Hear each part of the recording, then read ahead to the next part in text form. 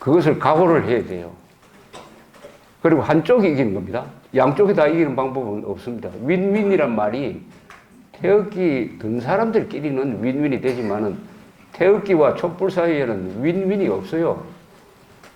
이기든 죽든지, 이기면 살고 지면 죽게 되어 있습니다. 혼자만 죽는 게 아니죠. 이웃이 죽고 나라가 죽고 하는 건데, 대한민국은 태극기와 촛불 사이에 체제 대결이 시작됐어요. 이 탄핵은 체제 탄핵입니다. 이 결정문은 대한민국의 심장에 박아놓은 대못이 되었습니다. 대한민국의 심장에 박아놓은 대못입니다. 이 대못을 뽑지 않으면 대한민국이 죽든지 다른 모습으로 바뀌어버릴 겁니다. 이 결정문은 그렇기 때문에 반드시 우리가 알아야 합니다. 알아야 힘입니다. 이것처럼 그 말이 정확하게 적용되는 데가 없을 겁니다. 결정문을 알아야 우리가 체제를 지키는 싸움을 할 수가 있습니다. 여러분들 결정문 읽어보셨습니까? 대답이 약한 것 같은데 의무적으로 읽어야 됩니다. 의무적으로 읽어야 돼요. 남이 하는 이야기를 듣고 아는 것과 자기가 읽고 자기가 아는 것은 천지 차이입니다. 꼭 읽으셔야 돼요. 밑줄 치면서 읽어야 됩니다. 인터넷에 들어가면 다 있지 않습니까? 읽어야 돼요. 요약도 있고 전문도 있습니다. 우리 조합제닷컴에 다 올라 있습니다. 하나하나 비판한 게 다 있습니다. 이거를 읽지 않으면 결정문을 부정할 수가 없어요. 이것을 무력화시켜야 됩니다. 무효화시키기는 늦었어요. 이미 효력을 발생해서 박근혜 대통령이 청와대를 떠났으니까.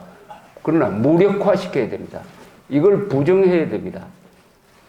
그래서 8대 0으로 이 결정문을 쓴 사람이 세월이 지나면은 그 세월이 빨리 왔으면 좋겠는데 얼굴을 들고 집 바깥으로 다닐 수 없도록 만들어야 됩니다. 그 얼굴을 들고는 변호사 모임에 가면은 부끄러워서 다닐 수가 없도록 만들어야 됩니다. 그 자녀들 앞에도 얼굴을 들 수 없도록 만들어야 됩니다. 그렇게 악질적이고 헌법 파괴적이고 문장은 엉망진창이고 질이 낮은 문장입니다. 문법적으로도 질이 낮고 법리적으로도 대학생이 쓴 것보다도 못한 이런 문장입니다. 이것은 땅속에 파묻어야 됩니다. 그래야 이 결정문이 시간이 지나면은 그 8명의 헌법재판관을 단죄하는 문서로 만들어야 됩니다. 그들의 무덤으로 만들어야 돼요. 대한민국의 무덤으로 지금 만들어져 있습니다. 헌법재판소 결정문대로 하면은 앞으로 대한민국은 굉장히 위험한 나라가 됩니다. 정의가 승리하는 것이 아니라 거짓말이 승리하는, 반역자가 승리하는, 헌법을 파괴하는 자가 승리하는 이런 나라로 갈 수 있는 백지 위임장을 만든 것인데 이것을 온 국민들이 특히 지식인들이 앞장서서 이것을 비판하고 부정함으로써 이 재판은 엉터리 재판이다. 안중근을 사형 판결한 그 재판을 우리가 인정할 수 있습니까? 인정할 수 없죠. 한일 합방 문서 우리 인정할 수 있습니까? 소위 을사보호조약 우리 인정할 수가 있습니까? 그것처럼 이 결정문을 우리가 무력화시켜서 이 결정문을 쓴 사람들이 역사적으로 단죄를 받는, 월간조선에 저하고 같이 일했던 우종창 기자가 그런 일을 시작을 했습니다. 한 열흘 전에는 이 8명의 헌법재판관을 허위 공문서 작성, 직권 남용 등 혐의로 서울중앙지검에 형사고소를 했습니다. 형사고발을 했습니다. 그 고발장이 조갑제닷컴에 들어있어요. 한번 읽어보세요. 그리고 며칠 전에는 민사소송을 제기를 하기로 하여서 혼자서는 그러니까 다 같이 하자 해가지고 그 소장을 써서 또 조갑제닷컴에 올려 나왔습니다. 그건 뭐냐? 이렇게 사실을 왜곡하고 법리를 잘못 적용하고 사실 심리를 불충분한 상태에서 대통령 파면을 결정함으로써 내가 정신적인 고통을 받고 있으니까 당신들이 내한테 손해배상을 하라 해가지고 이 사람은 100만 원을 받겠다고 해서 청구를 했는데 여러 사람들이 동시에 참여하니까 변호사 한 사람을 구해서 1인당 30만 원씩 우리 청구를 하자. 소송 비용은 10만 원. 이렇게 지금 소송 인단을 모집을 하고 있습니다. 거기 전화번호 다 들어있으니까 거기에도 여러분들이 적극 협조해 주시는 게 이 결정문을 무력화시키는 적극적인 행동이 될 것이라고 생각하는데 거기 보면 위임장 쓰는 방법, 뭐 돈 보내는 계좌번호 이런 게 잘 나와 있으니까 그것도 조갑제닷컴에 들어오시기 바랍니다. 들어와서 그 안내문을 한번 읽어 보시면서 행동을 해야 된다 이런 뜻입니다. 제 이야기는. 침묵하는 다수는 필요 없다. 소수의 행동하는 사람들한테 끌려다닙니다. 그러나 다수가 행동을 하면 역사가 바뀌어요. 태극기 집회는 한국의 많은 사람들이 자발적으로 애국 활동을 할 수 있는 가능성을 보여주었습니다. 그러나 거기서 끝나면 안 됩니다. 그냥 태극기 집회에 참여해가지고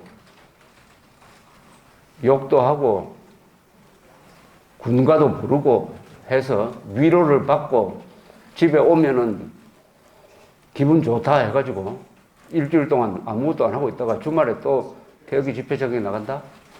그런 식으로는 싸움이 안 됩니다.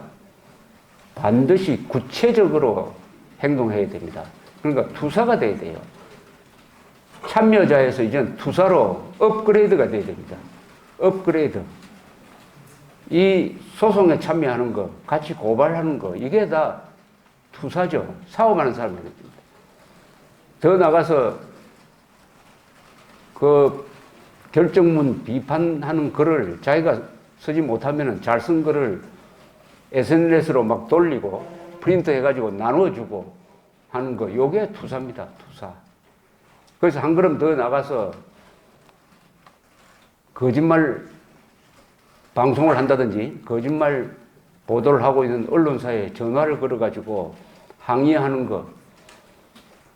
그 다음에 혼자서 언론사 찾아가기가 못하면은 10명, 20명 뜻을 같이 한 사람들이 그 언론사를 찾아가서 언론사 사장, 편집국장 만나자고 해가지고 따지는 행동.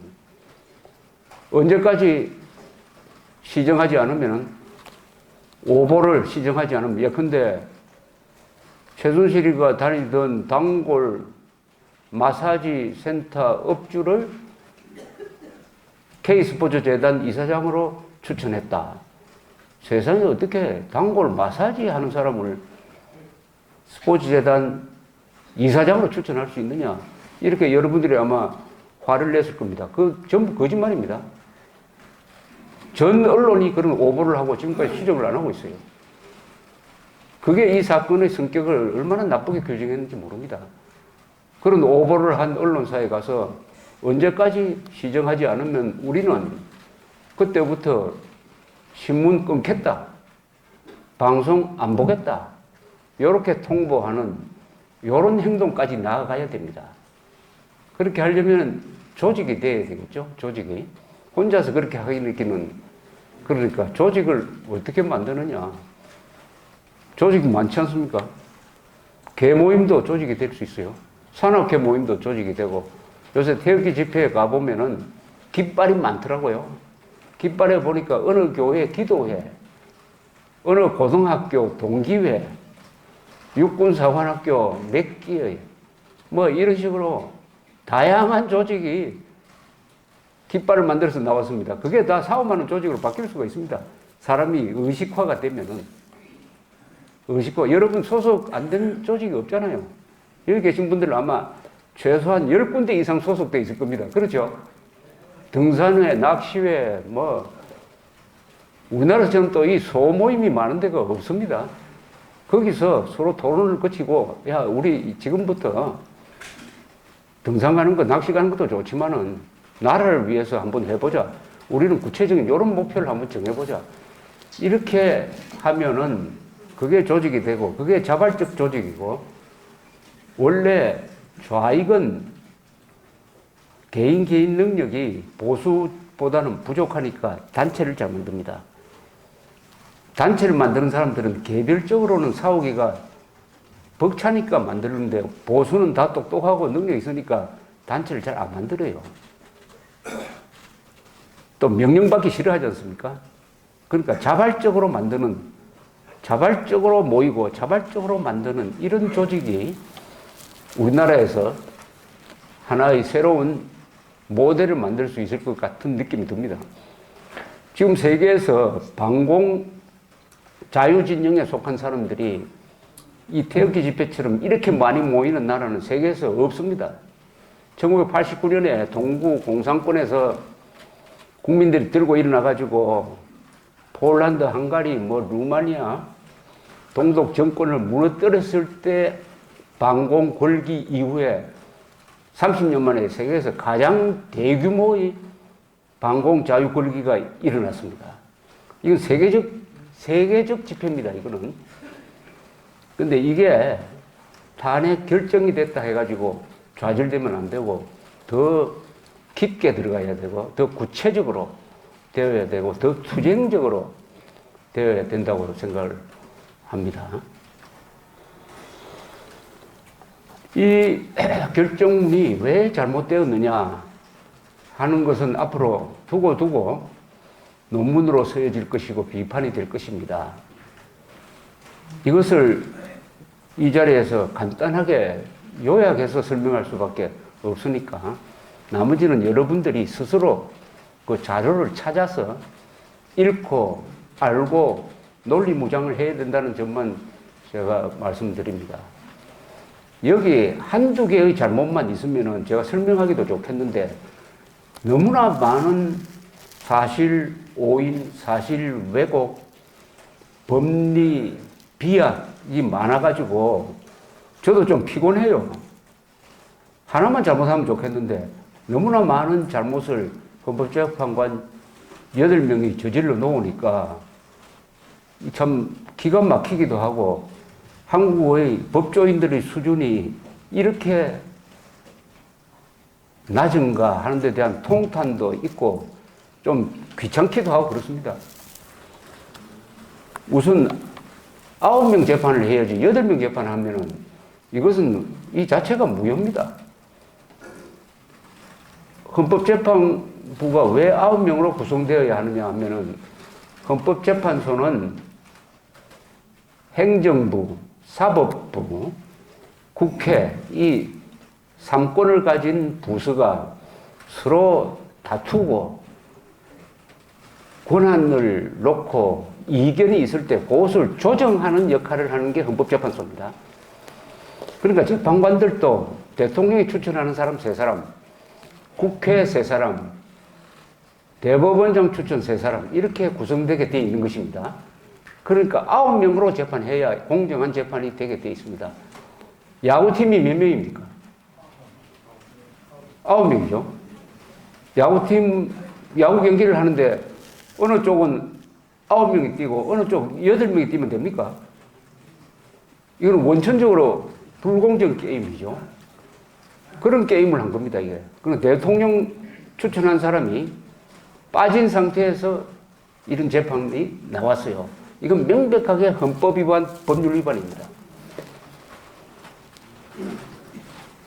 그런데 여기에 대한 변명이 결정문에 들어있어요. 변명입니다. 이게 변명. 그런데 이 변명이 구차스럽게 짝이 없고 그렇지 않겠습니까? 1 더하기 1은 3이라 해놓으니까 그것을 변명할 수가 있겠습니까? 이거 수치로서 명백한 겁니다. 저 색깔을 주황색으로 보느냐 아니면 빨간색으로 보느냐 하는 것은 토론의 여지가 있습니다. 그러나 1 더하기 1이 2냐 3이냐를 놓고 토론하면 되겠습니까? 그걸 변명하는 게 말이 안 됩니까? 말이 안 되니까 또 더 말이 안 되는 변명을 쏟아놓았습니다. 뭐라고 했는지 아십니까? 헌법재판소 결정문에 이렇게 적혀 있습니다. 8명, 9명 재판하는 게 원칙이지만 8명으로 재판할 수밖에 없었다. 그 이유는 황교안 대통령 권한대행이 물러난 헌법재판소장 후임을 임명할 수 있는 권한이 있느냐 없느냐 논란이 있으므로 논란이 있다 했습니다. 논란이 있으므로 마냥 충원이 되어서 9명이 되기를 기다릴 수가 없어가지고 8명으로 할 수밖에 없었다. 이렇게 변명을 했습니다. 여러분, 이 변명이 맞는 것 같습니까? 이 변명은 또 다른 헌법 위반을 한 겁니다. 이 결정문에서 헌법재판소가 변명을 하다가 또 한 번 더 헌법 위반을 했어요. 1 더하기 1은 3이라고 대답을 해놓고 그것을 변명하려고 하니까 또 다른 거짓말을 하나 만들어냈습니다. 1 더하기 1이 2라는 논란이 있다. 이렇게 변명을 했습니다. 1 더하기 1은 2라는 논란이 있습니까? 논란 없어요. 그러니까 대통령 권한 대행은 대통령의 모든 권한을 대행하는 것입니다.